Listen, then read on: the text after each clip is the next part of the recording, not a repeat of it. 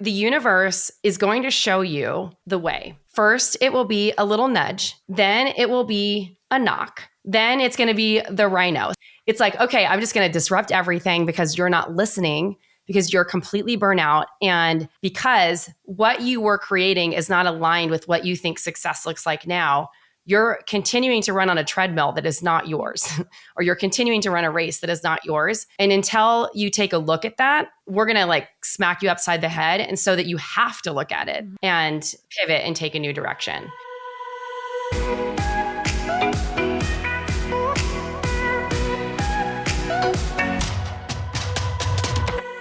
I'm Tracy Matthews. I'm the host of the Creatives Rule the World podcast. I am a mentor to creative entrepreneurs. I primarily help business owners go from 6 to 7 figures. And I've been known primarily in the jewelry space for a very long time with my company, Flourish and Thrive Academy. And I've been supporting other creatives and helping them become wealthy with their creative gifts in my new personal brand. And I'm very excited about it. I just did a rebrand for my podcast, let's see, maybe 6 months ago. And I'm loving the new conversations and it's been super fun. What type of conversations are you loving and bringing you complete joy and excitement right now? Just so many cool interviews with different types of people. You know, before my podcast was primarily catered towards the jewelry industry. So I was talking about marketing for jewelry and specific things on those topics. And it kind of limited the kinds of conversations that you could have. So now I've had conversations on, like today, I had my friend Jackie on who was talking about EFT tapping. I've had conversations about midlife confidence, so many just great conversations about different types of things that I'm fascinated in and that I know my audience would also be fascinated about. But also it's not specific to just jewelry anymore. It's really more conversations with creatives who are doing great things in business in their life. I love that. Well, if you are making jewelry or were, obviously there's a creative energy there. And that's how we're going to get to this conversation of resistance. Yes. So I'll give a little intro of who I am. And so I'm Heather Chauvin, and I am the host of the podcast Emotionally Uncomfortable. My podcast years ago actually was called Mom is in Control. When I started podcasting, I had a branding coach and I did target market research, and she was like, Heather, it is consistent that these women want help from you, because I came from the parenting space, and they want to feel in control. And I was like, well, you don't feel control. Like, control is the opposite of a feeling. So people are like, I need to feel in control. I need to feel in control. And so I'm like, let's unravel that. So I rebranded during COVID. Love it. Because I felt like I just outgrew that brand. And I've had clients say to me, the podcast didn't change. You just upgraded the name as you evolved, because motherhood is a part of my identity, but it is not all of me. And a lot of the women that I work with and speak to and talk to are highly ambitious, like high quote unquote performing professional women.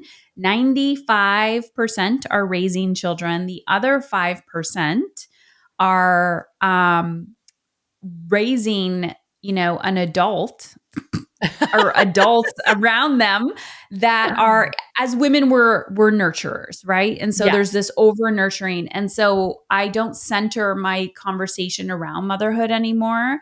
I center it around becoming well resourced, and I dive deep into managing your energy so that you can reverse engineer how you want to feel in your life, both at home and in your work. And Tracy, I'm kind of getting that vibe from you as well, as like, as you become seasoned and evolve in your work and career, of course you're going to evolve, but you kind of understand that it's not about the thing you think it's about. It's not your marketing. It's not your sales. It's not the product. Like, let's get radically honest. And I think that's the conversation we're having today. Yes, it's the conversation we're having, because people get so stuck in their own way and they can't get out of it. So let's talk about resistance. Let's dive deep into resistance. Like, where should we start? Well, is it called The War of Art, Stephen Pressfield? Yes. Okay. So if anyone has not read that book, go read the book. I'm assuming you've read the book. I read it a long time ago. I don't remember everything from it exactly word for word, but so you're going to be quoting it for me. No, I won't be quoting it, but I just know that, like, in general, his whole philosophy around resistance, the whole book is around the war of art. Like, Yes. art, to me, art means life. Like, art means It is. creativity. Art means, like, what does your soul want to be feeling, experiencing? And the war to get there is really about, like, not self-abandoning, Yes. choosing yourself and choosing Mhm. to lean in and master resistance. So, yeah, curious your whole thoughts about that and how you kind of got to where you are. If you want to share some personal stories. Yeah. So let's go back. Well, so here's my thing about resistance. I coach people through this all the time. And I am very aware when resistance is coming up for me. And it's always a moment to pause and take a look is like, how is this trying to keep me safe? And Mm. what do I need to take a look at here? And I gave an example. I just posted something in stories right now. So I'm hosting a retreat that's happening next week. And I have 2 spots left. And I've been resistant to post about it because it feels a little bit cringy. I don't know what to say. I'm like, I feel like everyone's saying the same thing. How do I position this as something cool outside of my existing audience who knows and loves me and they're there no matter what, right? And I'm like, you know what? I'm just going to do it anyway. And if no one responds, no one responds. But in the practice of just putting it out there and butting up against that resistance, you actually dissolve and dissipate the feeling and energy because resistance, all it is Mm. is your body, your mind, and your subconscious trying to keep you from stepping into what's next for you and or to a bigger capacity or whatever that looks like. I mean, there's so many ways that we can look at this, right? You know, I've been an entrepreneur for over 30 years. I'm 54 years old. And I remember the first time I truly experienced resistance when I was trying to start a business, which it was all around how do I actually put myself out there without having this fear of rejection, right? Because I mean, no one really likes to be rejected, but I had to get to a point where I could make it a game. So my ex-husband came to me at one point, this is in my 20s, and he said, like, if you don't start making sales with your business, you have to go back and get a job. The deal was not that you would be making $0 for 6 months. So you have to figure it out. So I started making it a game with myself. I'm like, how can I like be my best cheerleader, cheer myself on and move through this energy because all it is energy. It feels like you're going to die sometimes, but like it's really nothing more than just like internal energy in your body that's trying to like create a narrative or keep you safe.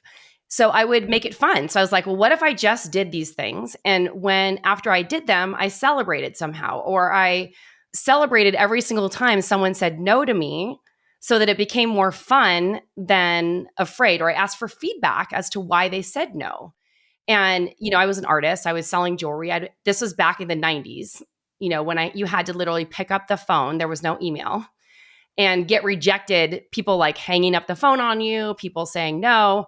And it was a lot harder back then. Like now people just hide behind an email address, right? So building that muscle of what is now, you know, a lot of people talk about building resilience really becomes the thing. So if you can understand that like when resistance is coming up, it's just trying to show you something and it's an area in your life that can be healed, that can stretch you, that can put you in a position and in an opportunity for you to step into what's next for you. So what are Mm. your thoughts? So I can play those games now, Mm-hmm. but I remember my early days. So when I left my former life as a social worker, I, of course, had a employee identity.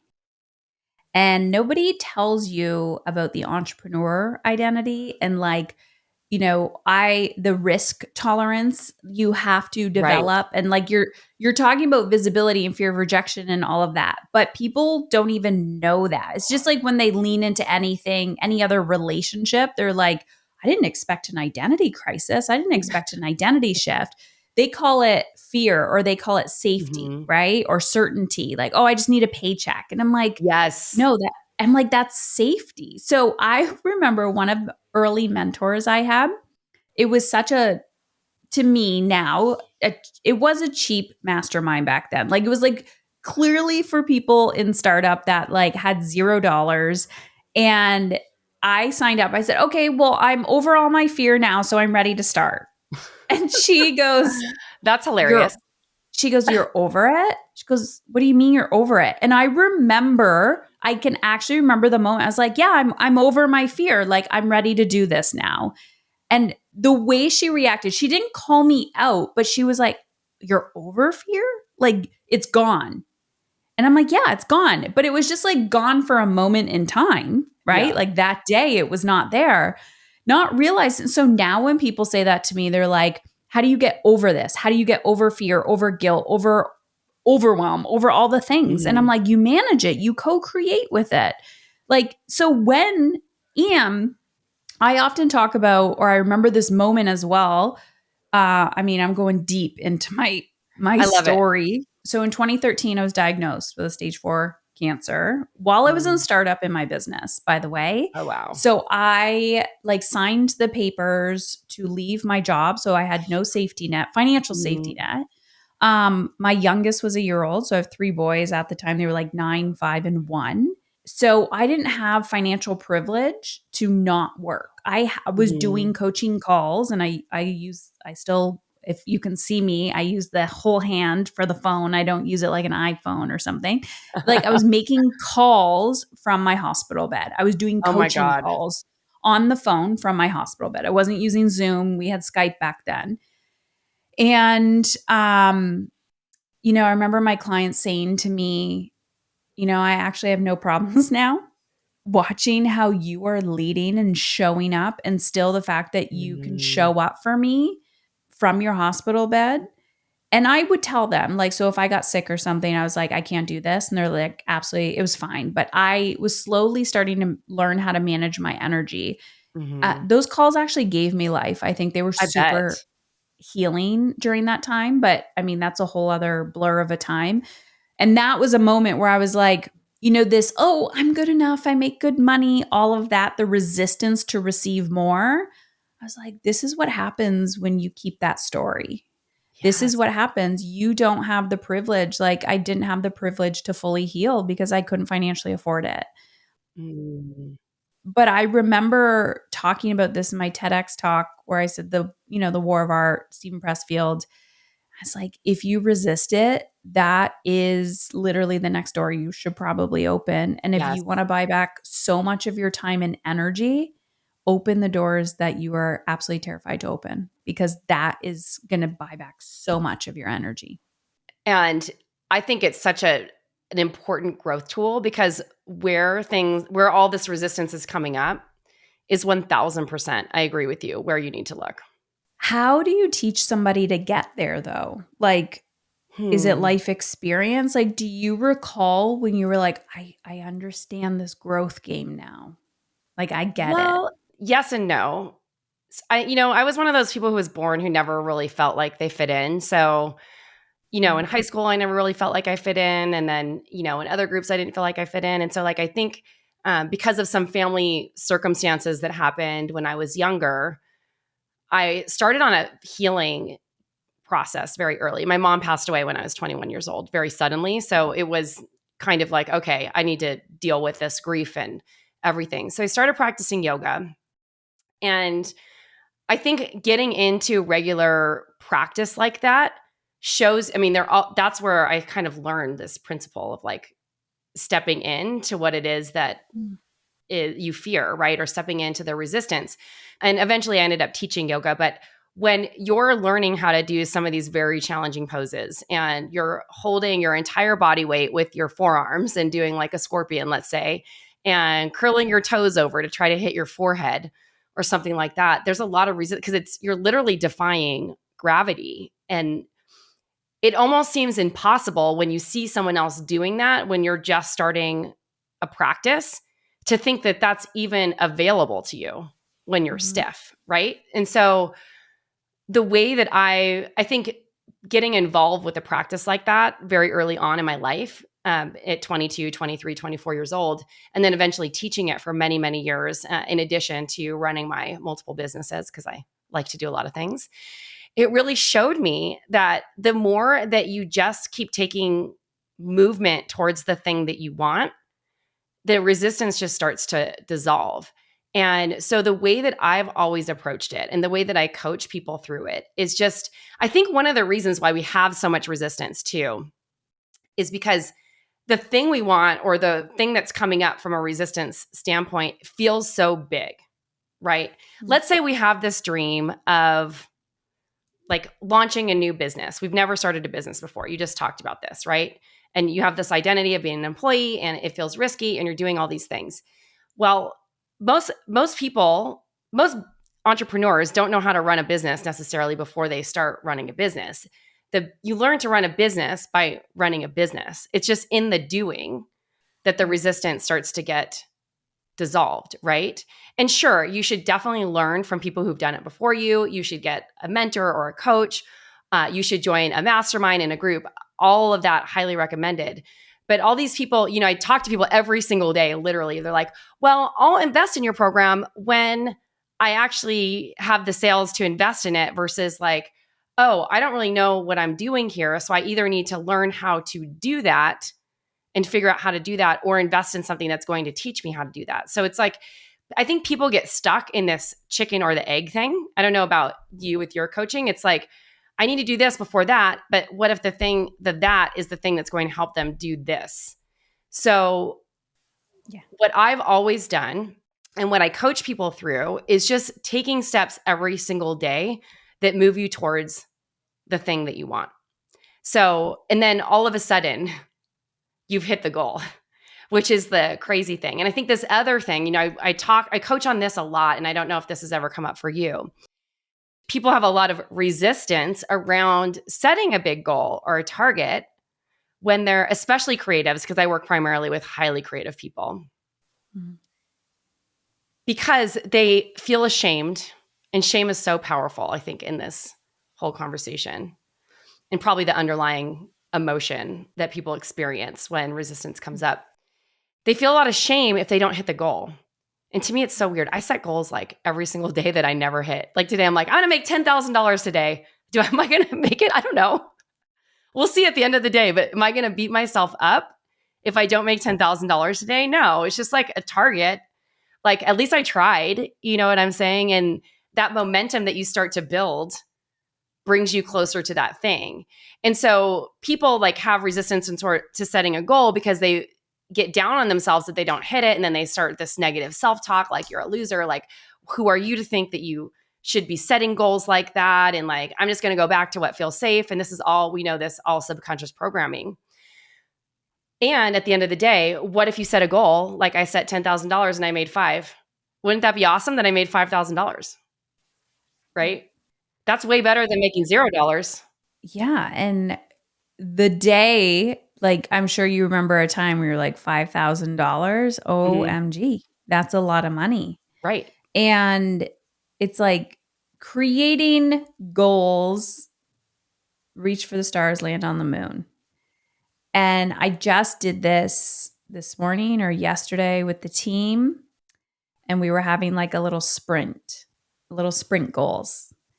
And I could feel myself having this reaction, which could have turned into shame of like, or fear of like, you can't say that number out loud, Heather, because what if you don't hit it? And I remember like, and I was like, and what if you don't? Who fucking cares? The sun will still shine. So what? And like, so when even you just saying I make goals every day and I don't hit them, I fail. The funny part to me is like, I do that too. And when people are like, tell me about all your failures, I cannot on the top of my mind tell you what I have failed at because I don't see, I failed at so many things, but I don't even want to invest that much time or energy making a list of it because I've already moved on. Right. And to me, the definition of failure is when you've decided to quit something.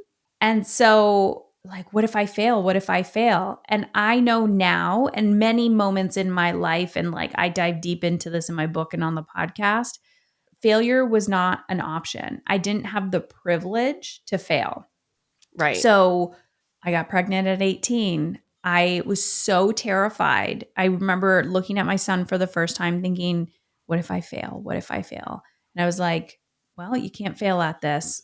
So you don't have the privilege to fail, Heather. The fear is so big for you. You got to fight like hell not to quote unquote fail, which I swung a little too far. And then that's a whole other conversation of like over mothering, over nurturing. I Mhm. mean, just look at our modern culture. I know. Um, but but I'm like, unless you quit, what did you actually fail at? This is true. I Yeah. mean, and this goes back to, I mean, this is in anything in life, right? Mm-hmm. It's like if you keep going, there's just going to be some sort of upside. I mean, there are certain things that you should probably quit if it's not working, if it's harming you or, getting you into But is that a significant debt. failure? No, Is that a it's a failure? pivot. It's a pivot. I think so. I mean, what do you think? I pivot on a daily basis. If you have a big dream that's aligned, and you're like, I Mhm. want this so bad. What if I fail? What if I fail? What if I fail?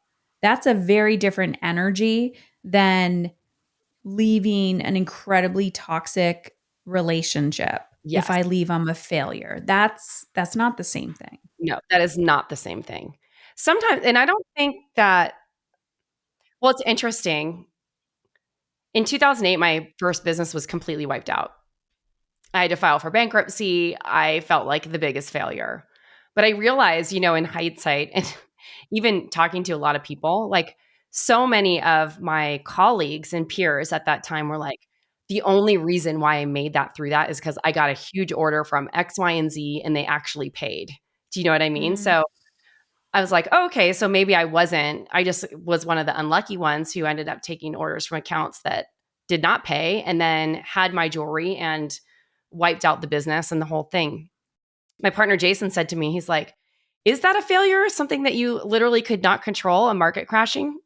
You made a mm, choice to close your business after that because it was not aligned with where you are now. And so I do think that there is a fine line between, is it out of alignment and are you energetically aligned with what you're creating versus is this whole thing like a complete failure and a bomb? mhm, Because like you said, it was interesting when you were saying I fail every, or you said something about failing and you can't remember any of the failures and all of that stuff.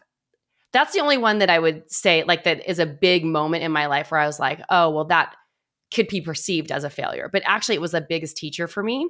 And mhm, because that happened, it actually freed me up to step into a new direction that I actually wanted to be going in. There's a woman named Carly, and I'm blanking on her last name. I had a call with her. She's the psychic coach on Instagram. And she talks a lot about this. It's like the universe is going to show you the way. First, it will be a little nudge. Then it will be a knock. Then it's going to be the rhino. So I felt like that moment yeah, was a rhino.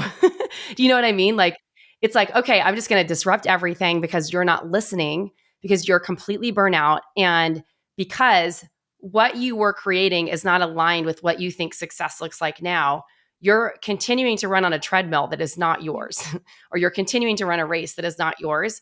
And until you take a look at that, we're going to like smack you upside the head. And so that you have to look at it mhm, and pivot and take a new direction. And so now when I look back at that experience, gosh, it was almost like 20 years ago now.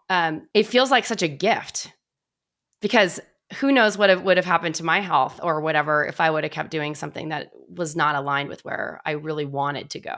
I often, I mean, when I'm really low and I start praying, that's when I know I'm desperate. Yeah. And when I say that is because I am spiritually led and I Mhm. believe in the universe and God Me and too. source and all the things. But when I start literally praying, that's when I'm like, wow, I'm digging deep for trust and trust the process and trust in something bigger. Because that's just not typically the way I operate like on a daily basis, but I have those moments where I get the opportunity to connect. And um I, what do they say? Rejection is God's Yes. protection. and, however you define God, universe, source. And I've been saying that more and more and more. And I was like, Yes. thank you, thank you, thank you. And so every opportunity where I feel like, oh, I should have closed that deal. Like, why didn't I get that? Like, I'm pushing against it. Like, I'm like, Mhm. oh. Trying so hard, wanting the thing Yes. that's not right for you or not meant for you. And that's where I love energy management, because Yes. I'm like, okay, if this energy, like, how are you showing up right now? Like, you're pushing, you're pushing, you're pushing. Do you like being pushed, Heather? Do you like when people are forceful on you? You're going to retract, you're going to pull Mhm. back. So that's what you want, is doing that. So let it in, soften, relax. There's a woman that I spoke to. I speak to a lot of women on a daily basis, Mhm. and I think last week, and she said, "I'm afraid I'm going to have a stroke." Ooh. She's not even just in a survival state. She's in, I think, a crisis state. Mm.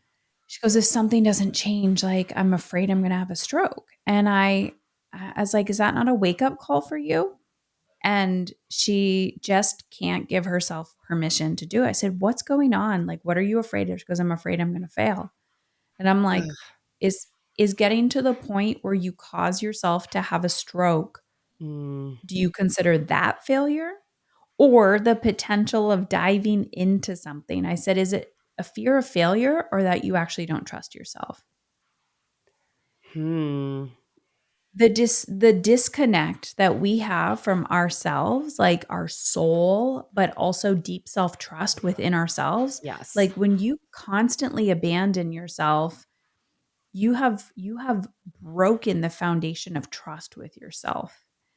And I've seen over the years, and not just in business, but in life, when you don't get a back door and it's crisis after crisis after crisis, and you get back up, you get back up. I'm like, at this point, I could probably be thrown anything. Yes. And I'm like, I will be terrified. I will be in fetal position. I will cry.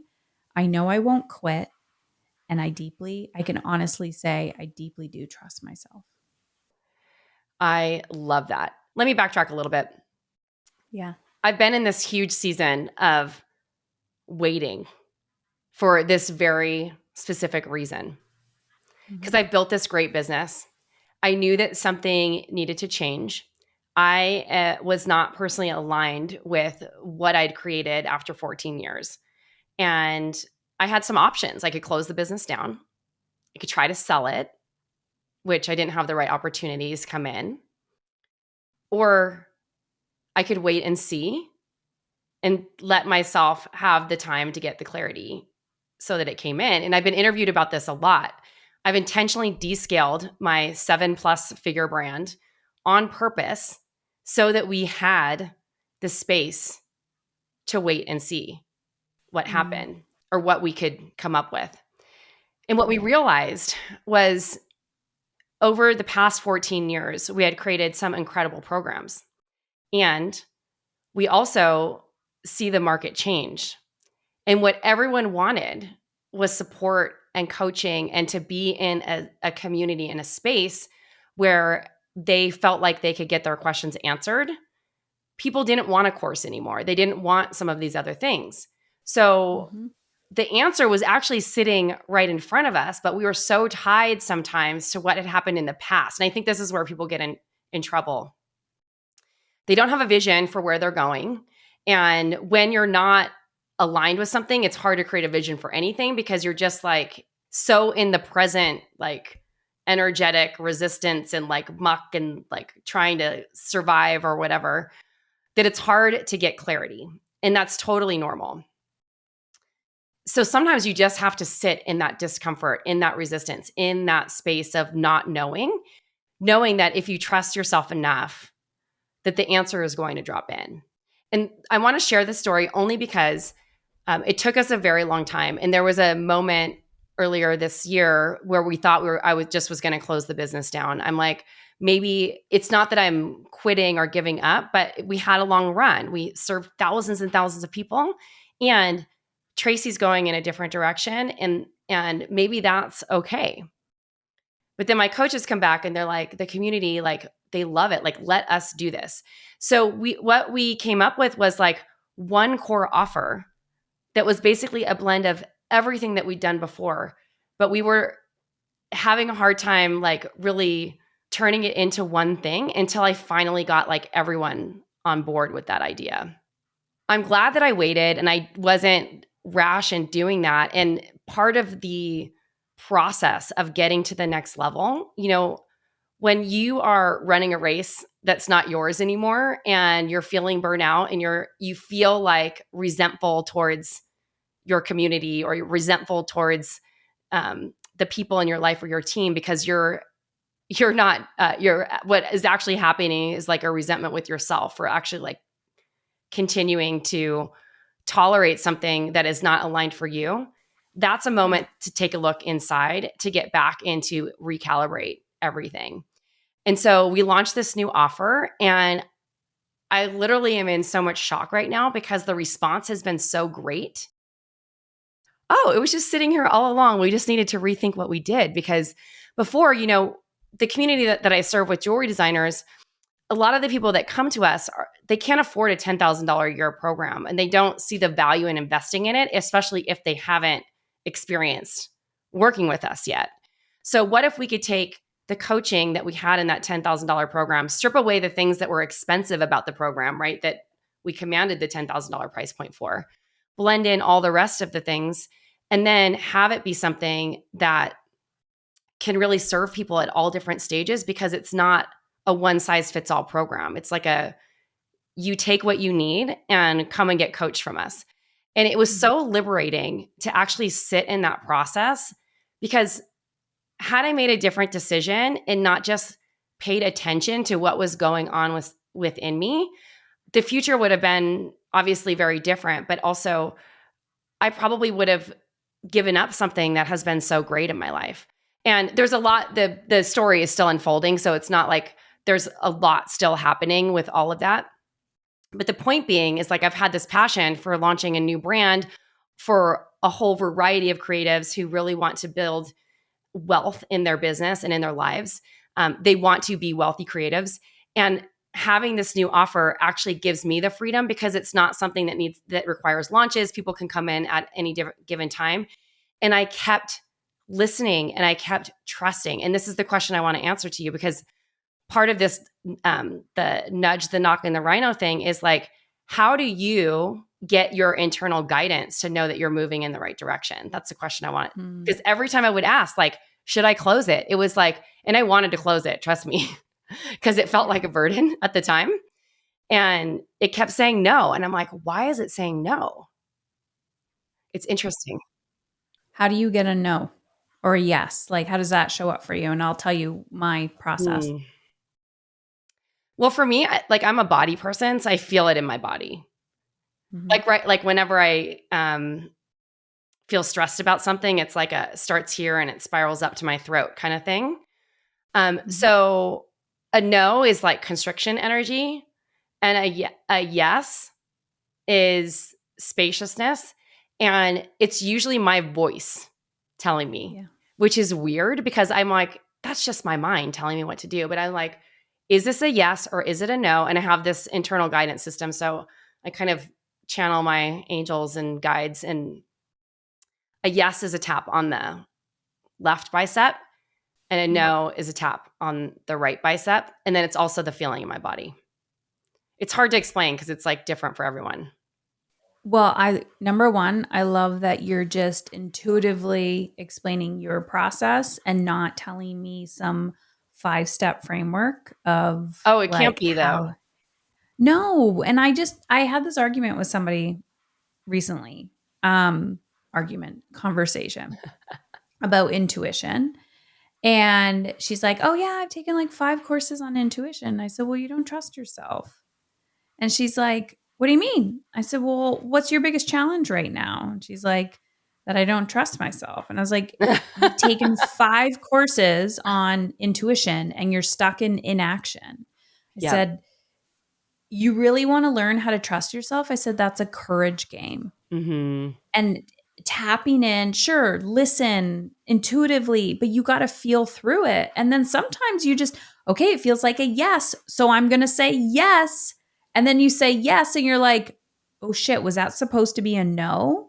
Or was that a yes and I'm just uncomfortable? So like for me, I have again just had felt into it. And in this moment, I probably can't even explain how some things are yeses and some are nos, Mhm. because it could also be, yes, I am very physical and I'll tap in. But at the same time, I'm like, does this give me energy, take away energy? Like the thought of doing Right. this? That's a good one. If I can't make decisions and I'll be like, okay, so for the next 24 hours, I'm going to act as if it's a no. And then I'll be like, oh, wow, that feels lighter. I feel so much better. And Mhm. then if I'm like, but do you feel better because you were resistant to that and you like got Mhm. yourself off the hook? So if it creeps back up again, like, and I'm like, it's coming back. So example, I was trying to figure out if I was going to write book number 2. And I'm like, okay, it's there. I could feel it dropping in. And I'm like, okay, is this ego? What is it? And then it got bigger and bigger and bigger. Because I'll tell you my little journal prompt in a second. And then I go, okay, it's coming. Like I know. So I'm like, am I going to act on this? Yes or no? So then I actually reached out to a friend who worked with me last time on a book proposal because I want to formulate the idea. Not everyone needs a proposal, but Mhm. I want to do that. And I had the conversation with her about doing the proposal, and I'm really excited about it now. Yeah. Before that conversation with her, I was like, oh, scared and adding drama in my head. And I'm like, okay, I had the conversation. And now that I'm like thinking about possibility, I'm like, wow, Heather, oh my gosh, it's coming. Like I can feel it Mhm. coming. So I use the journal prompt, wouldn't it be nice if? I use this for everything. I've used it I for over a love that. decade. I talk about it all the time. Wouldn't it be nice if? And I tell people, do it the first time, like your big life vision. Wouldn't it be nice if? And you just like write out Yes, I whatever. love this. I'm borrowing that. Sometimes, yes, please do. Sometimes, like, let's say I have a lot of conflict in my marriage or with like a team member. I'll think about the person and then I'll write, wouldn't it be nice if? And I write down what I desire. Wouldn't it be nice if this Yes. person owned their role? Wouldn't it be nice if they didn't ask me these questions?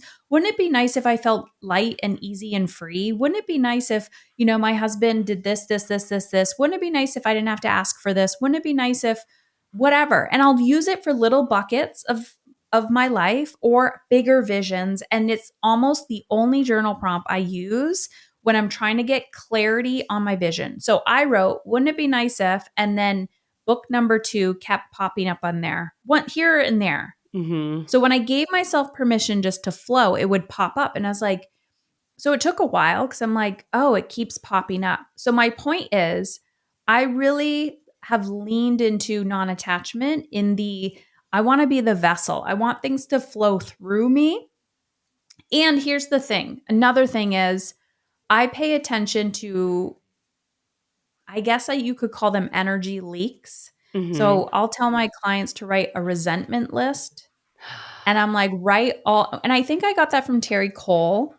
I love this, So yes. And so and I love write a her too. resentment list. All the things you're resentful for. The reason why you experience resentment is because there's a boundary required. So you have Mm. crossed your own boundary.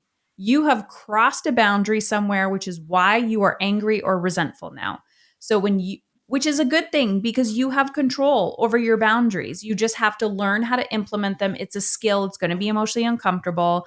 But the good news is you actually have control over that. It's not the other person. They're just showing you the boundary that you did not set in place.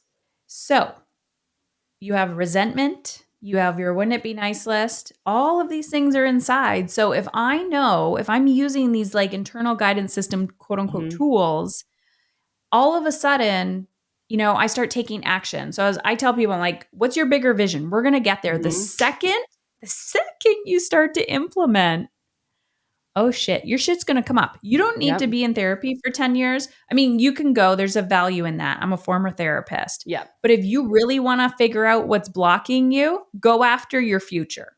Yep. because that shit will bubble up so So fast. fast. Trust me, I know. So, It's coming up right so now. fast. Yeah, the resistance, it will bubble up so fast. That is where, so I will act until it doesn't feel clean anymore. I'm like, ooh, I'm in momentum. Wha-bam, I hit the wall. When I hit the wall, I try not to hustle and break through the wall. I will lean into the wall, and then I try to manage my energy to get through the wall. But I try not to plow through the wall like a rhino. Yes. Nope. I will lean in and soften into it. And I remember one time I had and then I'll wrap up my thoughts. I read a coach one time and she goes, Heather, you just keep beating your face against this brick wall. Your teeth are going to fall out. She goes, just keep walking along the wall. It will end eventually. And I was like, what do you mean? She goes, Oh. lean in, put your shoulder there. She goes, just keep leaning in, but stop beating your face against the wall. Like you're going to hurt yourself. And so I would lean in, kind of like going back to your yoga class. Like I would lean into the edge, the resistance. Okay, lean in a little bit more, lean in a little bit more. And then I'd back off. And then eventually the resistance would break and the wall would go down. Yeah. I love that. Our problems are solved. Our problems are solved. Do We you solved actually everything. feel like, yeah, do you think, I'm curious your thoughts about this whole business thing, the term business, like women who are like, I want to start a business. A business. They're so addicted to like, it's business, it's business, it's business. And I was like, no, it's not. You want freedom. You want, what do you want? Like business is the physical, do they call it 3D title? But like you're just a soul seeker on a journey that has decided to like challenge yourself in this life. You're doing it for freedom. You're doing it for flexibility. You're doing it to give back. You're doing it for meaning, for purpose. You're doing it because you don't want to be controlled. I'm just curious your perspective on business owners, entrepreneurship versus employees. Well, Like, why do people have a desire to start a business? It's not for the faint of heart. I think it's for a couple of reasons. I've always said this, and we've heard it from other people too, that you're starting a business is the biggest crash course in personal development because you will come up against all your shit. Like I say it's on steroids. Yeah, exactly. It's the most fulfilling thing and also the hardest thing. I think the people who want to start businesses, they start them for a specific reason. They want to make an impact. They have a passion that they feel like if they don't do it now, why not? They'll never do it, right? I also think that they think that starting their own business is going to create flexibility for them and give them financial freedom, which all of those things can be possible if you set a business up the right way. And it's probable if you continue working on your systems and optimizing things to get them off your plate. But I think where people get stuck is they end up starting a business and then they create a job for themselves and then it's hard. And then now they're just an employee for their own company if they don't know how to wind themselves out of it. And I only say this, I only say things that I've done myself. And sometimes you end up going back to something where you thought you would never be again. And I don't know if I'm answering your question, but I truly believe that it's not for the faint of heart and that it is really important. But I also think that not everyone should start their own business. Not everyone's cut out for it. And I hate to say that. I'm not trying to be rude. But I just had my friend Sue Bryce on the podcast and she's a legend. She was like one of Creative Live. I just heard Creative Live shut down, but like one of Creative Live's like top creators for years. And I was talking to another girlfriend of mine and she's like, she's a photographer. And she's like, I want to be a legend like Sue Bryce. And I had Sue on my podcast. I said, what would you say to the creatives who are afraid, fear of rejection and don't want to put themselves out there? And she said, go get a job. It's not for everyone. Yeah. And understand the difference. Like you will be rejected every single day. You will have demands on you. It is not going to be easy. Even though people like to say it's going to be easy, it won't be. But the passion and the vision and the impact and everything else that you want to create has to outweigh that. Because I'll be honest with you, like there have been moments in the last 2 years where I was like, could I go get a job somewhere? And like the answer is no. And like when you're in that kind of confused state or feeling like, I don't know what's next for me because I've had this thing and I've been building it and the way that I'm operating it right now is not serving me. And I know that I'm here for something more and I have these other dreams and passions, but I'm entangled in this situation right now. I've seriously thought like, what else could I do? And it's like I sat with that for a very long time. Like, could I actually go work for someone? I'm like, what are they going to hire me for? To be the visionary of their company? Like, that's like literally what I was like, because that's like my gift is vision and supporting people and helping them think bigger than they think is possible for themselves. So I kind of went off topic here, but I think it all ties together to this idea of like, not everyone is cut out to be an entrepreneur. Not everyone's cut out to start their own business. And there's different levels and degrees, right? But you have to be willing, you have to have the courage, you have to be willing to like butt up against that resistance and do the hard things that are going to move you forward because it will get hard. Shit gets hard sometimes. And sometimes you're like, why did I even do this? Like, you know, you see those roller coaster memes on Instagram and stuff like that. I mean, that's the real life of what it's like. And I mean, that was me today. Yeah, I know. It's the journey. But also the reward is the payoff. Like seeing, like for me, I love making money. Let's not make a joke about it. Like it's my favorite thing. But I can't just do something to make money. Otherwise, I would just be in sales. I'd be selling medical devices or something that was soulless. You know, it would help people, but it's soulless, you know. I'm not like, I'm changing someone's life, but not in the way that I want to change their life. And it would be really easy because you just go and you clock in, you have a job and you leave and you collect a paycheck if you do well. And that's it. Like, and I'd probably be taking home a lot more money because I'd be really good at it. But for me, it's always been about how can I change people's lives? How can I make an impact? How can I show them that there's a better way? And I think a lot of this, having a mother who died when I was 21 years old, right at the beginning of my life and career, like as an adult, seeing her live her entire life for someone else and then being at a state where my parents got divorced and her being hopeless because she was taken care of by meaning like she didn't work. And my dad supported the family at that point and she had to go back to work, like seeing her really struggle with that and then finally get to a place where she was like, I'm going to go start a business. And she had met the man of her dreams and all this stuff. And to see like how the life came back in her because she was like doing something for her finally. I think this is why people do it. Right. And I think the saddest part for me about this, I mean, besides losing my mother, obviously, is that I think part of the reason that I went on this entrepreneurial path, besides it being in my DNA and blood in my family line, but seeing her wait till she was 45 to actually do something for herself was not okay with me. I'm like, I'm going to do it now and figure it out. And not everyone has that kind of drive and ambition and passion because safety sometimes is way more important to people than having a life that meant something to them. You know what I mean? I don't know. Not that working a job doesn't mean your life's not meaningful. I didn't mean that, but you know what I'm saying? Like, everyone's here to do something different. And I think, you know, there's those 6 human needs. It's like one of my core human needs is variety. So that works perfectly for being an entrepreneur because if you want a lot of change and variety, that is the core of starting a business because you're taking so much risk, right? So understanding what that is for you, and every good entrepreneur and business owner needs people to work for them. So there's always these hybrid kinds of situations where you could work for a smaller company where you are in an entrepreneurial role and continuing to grow it, but also have the feeling of safety with the paycheck. Yeah, the intrapreneur. Exactly. Yeah. I have a few entrepreneurs on my team where they're like, I would not want to be you.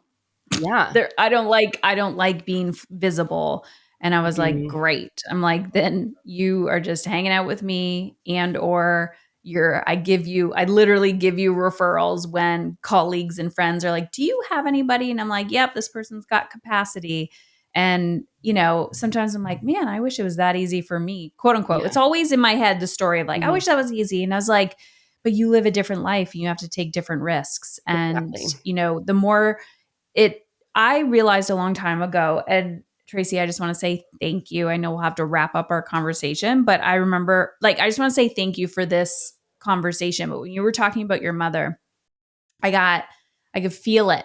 Like I was getting emotional. And every time I have a conversation with somebody, I pay attention to when I get emotional. And it's always has something to do with like feeling like a soul connection with like someone else, like, someone passed. And when you were talking, I thought, oh, she created, before you said it, but you didn't say this. Oh, she went into business to create a connection with her mother. Mm. And Maybe that's it. to live out her legacy or to create the business that she didn't create or didn't have the time to create, like or mom, like, I'll pass the baton, I'll take it from here. Mm. They're um gonna make me cry. I know I'm gonna cry, and I feel that so often. Like, my mother lives with us, and I'm an only child, and I feel a lot of quote unquote burden on my mother, like financial burden. Like, I Mm. know I'm responsible for her, and yet she's passed the baton to me, and I am grateful to hold it because that woman fought like hell Yeah. to take care of me when she was a single, mostly single. My parents divorced when I was like 2 or younger, so I Wow. never remember them together. And just watching how she took care of me, sometimes just her nose just barely above water, but just feeling like she doesn't have a sense of identity. And I watch her, like, she's very opposite of me. She's proud of me, but she may never say that, but she watches Mm. me and I terrify her in the sense It's of like, what is she doing? my yes, my the power and the assertiveness I have sometimes really triggers her, and she's Mm. allowed me to soften. But I there was a point in my work, my personal work, where I accepted my mother for who she was today because I was afraid of losing her. And I was like, come on, let's do this. Let's go here. Let's go this. You got to heal. You got to da da da. And I was trying to control her human experience because I know that she will die one day with life, unlived life inside of her. And so if I want to make her proud, then I just need to become the woman that I want her to be.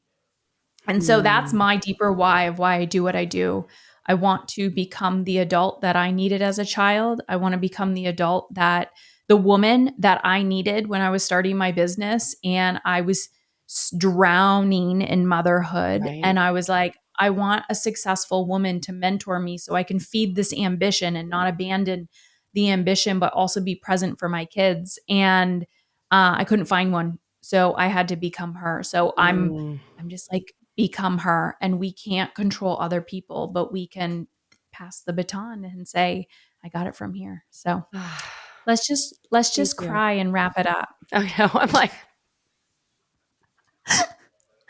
Where can yeah. people find you if they're not listening to you already? What do you got going on? You can find me on Instagram at I am Tracy Matthews. I have a very fun podcast that you can download over at tracymatthews.com/reinvention season. It's an audio podcast all about being in a season of reinvention, and it's helped thousands of people so far. Just a fun thing. Please listen to my podcast, Creatives Rule the World, and we'll have links for all of that. Where can everyone find you, Yay. Heather? So my podcast, Emotionally Uncomfortable. I have a book. It's behind me, a little tiny book. Oh, I have a Well, book it too. looks tiny. You can It's see not my a book. tiny book. Can you see it? What's your book called? It's called The Desire Brand Effect. Stand out in a saturated market with a timeless jewelry brand. Ooh. So my book, Dying to Be a Good Mother, anywhere Mm. books are sold online and audibles. Um, Follow me on Instagram at Heather Chauvin. And I have free resources on my website, Heather Chauvin, CHAUVIN.com. And just send me a private message on Instagram. I'm a real human. I have to tell you something. My friend Paula, right before this interview, I have no idea how she found out that we were having a conversation today. Did you talk to her, Paula Owen?